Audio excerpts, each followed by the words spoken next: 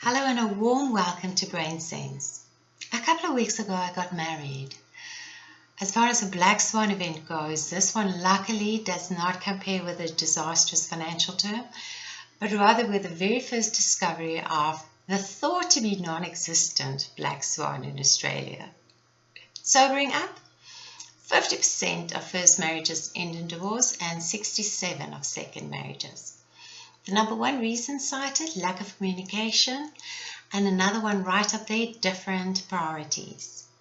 Now, if you look as a sensory coach, if you look at the connection between sensory activities and emotional well-being in your relationship, research have recently found new little cells in the amygdala directly connecting sensory input with an emotional response. We know this though, if you listen to your all-time favorite piece of music, what are the emotions involved? I remember visiting Westminster Abbey, standing in front of Handel's grave with the Hallelujah chorus playing. I was finished. If you jump on a trampoline, even as an adult, especially as an adult, you possibly come off there feeling exhilarated. So the sensory emotional side of things will forever be connected.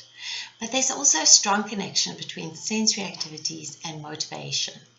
Every time yourself or your partner engage in enjoyable sensory activities, the motivation center in your brain fires, making you feel engaged, present, energized, ready for action.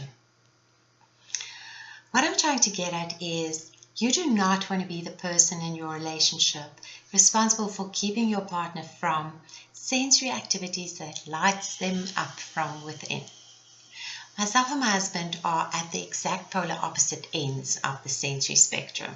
He's the highest of the high sensory seeker. I'm the lowest of the low sensory sensitive. Potentially a relationship rife with conflict, but we had our sensory profiles assessed to gain knowledge, awareness, and understanding, to also have the language and vocab to actually negotiate, communicate, and prioritize. What we did with our marriage, the ceremony was exclusive. It was only 5 of us under the milkwood trees in a forest, cool and calm and beautiful, and for a sensory sensitive like myself, perfect.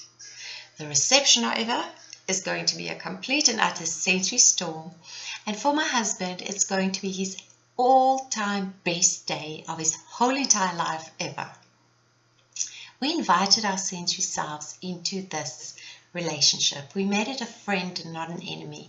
If you don't do that, you end up living separate lives. We start resenting each other. Before planning your December break or the next weekend away or your family Christmas, before moving in together, definitely before getting married, and especially if you are an old established couple, have your sensory profiles assessed.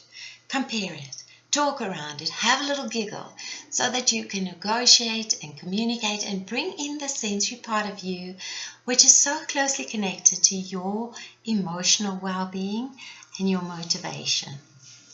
The next time you find yourself wanting to say, I know you, I know your family, I know what Christmas is going to look like, I already dread the whole experience, be the black swan in your relationship and rather say, I don't know you.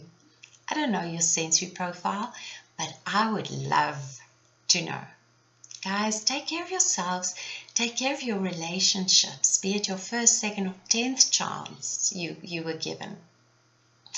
It's powerful to have this tool in your toolbox. I would love to hear from you. Drop me an email. Lots of love. Bye-bye.